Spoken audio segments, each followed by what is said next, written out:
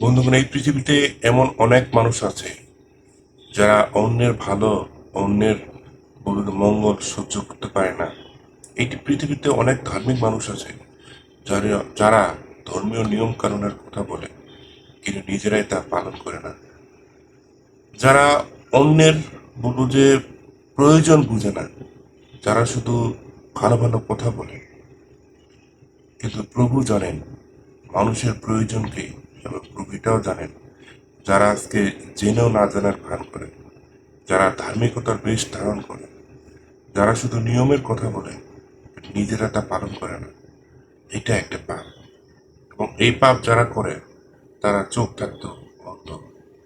আমরা একটা বাংলা একটা কথা জানি, প্রবাদ জানি, সেটা হচ্ছে হায়রে কপাল মন্দ, চোখ থাকতেও অন্ধ।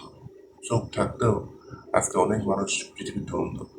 হয়তো মানুষের চোখ আছে, তারা দেখতে পায়, কিন্তু তাদের অন্তর্চক্ষুটা অন্ধ, তাদের বিবেক চক্ষুটা অন্ধ।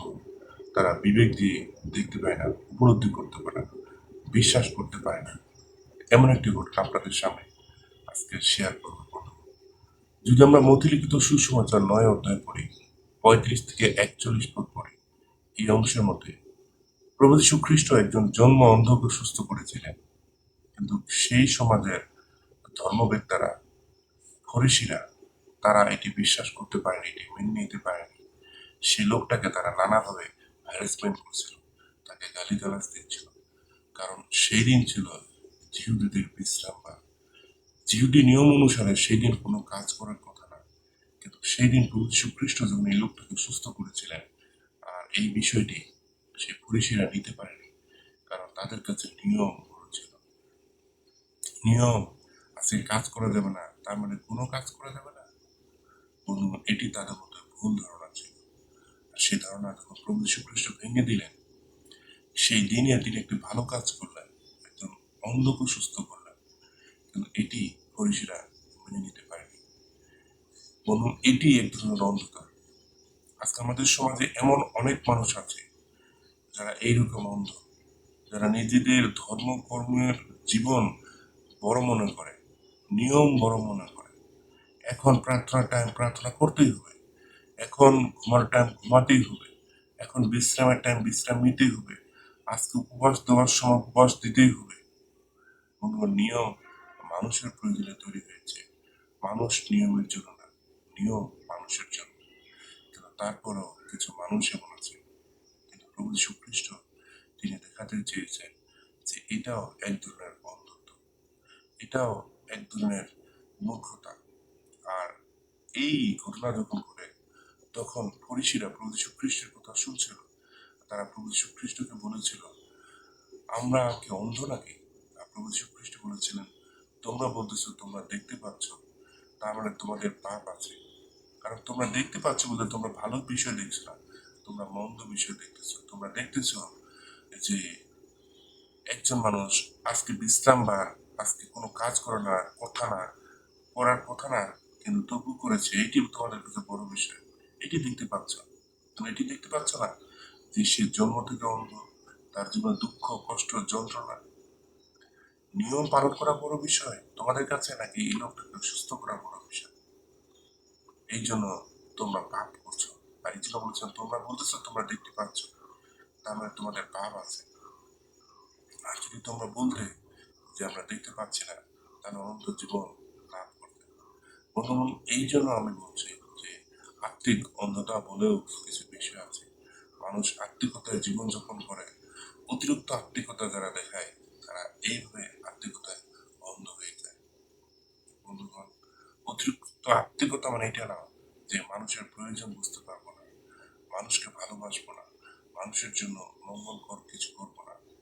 আজকে মানুষের জন্য, মানুষের প্রয়োজন বুঝে আমাদের কাজ করা দরকার, মানুষের প্রয়োজন বুঝে তাকে সাহায্য করা দরকার।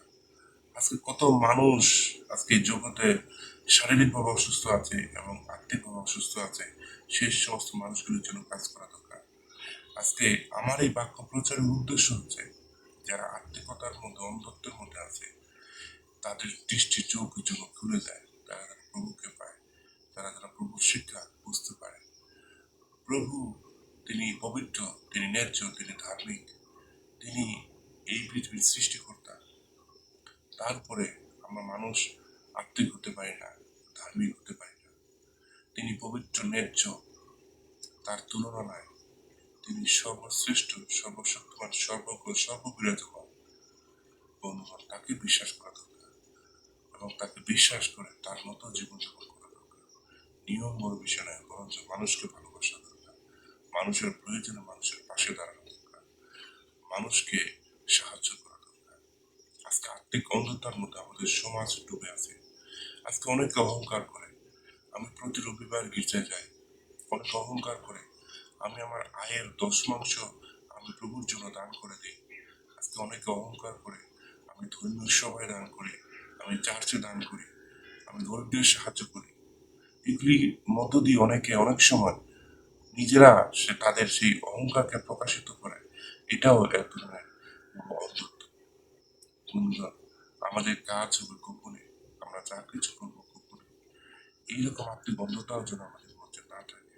অনেক রকম আত্মিক অন্ধতা আছে, অতিরিক্ত ধার্মিকতা, অতিরিক্ত বলবো আমাদের মধ্যে যা কিছু আছে সেগুলি মানুষকে দেখানোর জন্য না, বরঞ্চ প্রভুকে খুশি করার জন্য, প্রভুর জন্য করা দরকার, প্রভুর আশীর্বাদ লাভের জন্য করা দরকার, নিভৃতে করা দরকার। প্রভুর আসন আত্মিক অন্ধত্ব দূর করে মানুষের পাশে দাঁড়ায়, মানুষকে সাহায্য করে, মানুষের প্রয়োজনে নিজেদের জীবন উৎসর্গ করে, প্রভুর আশীর্বাদ লাভ করে। আমি এটি বলি না যে নিয়ম পালন, হ্যাঁ অবশ্যই নিয়ম পালন করবো, কিন্তু নিয়মের থেকে বড় বিষয় মানুষকে ভালোবাসা। ভালোবাসা শেষ পর্যন্ত থাকবে। প্রভু যীশু খ্রিস্ট মানুষকে ভালোবেসে এই জগতে এসেছিল। ঈশ্বর এমন মানুষকে ভালোবাসলেন যে তার একমাত্র পুত্রকে তিনি দান করলেন, যেন যে কেউ তাকে বিশ্বাস করে সে বিনষ্ট না হয়, কিন্তু অনন্ত জীবন পায়। এই পৃথিবীর প্রত্যেকটা মানুষ যেন অনন্ত জীবন পায়, এই পৃথিবীর প্রত্যেকটা মানুষ যেন ভালো থাকে, এটি তার ইচ্ছা, এটি তার বাসনা, এটি তার উদ্দেশ্য। আপনি কি ভালো থাকতে চান, সুস্থ থাকতে চান? প্রভুর কাছে আসুন, প্রভুর হাতে নিজের জীবন অর্পণ করুন, মানুষকে ভালোবেসে আজকে মানুষের জন্য কাজ করুন। আত্মিক অন্ধতা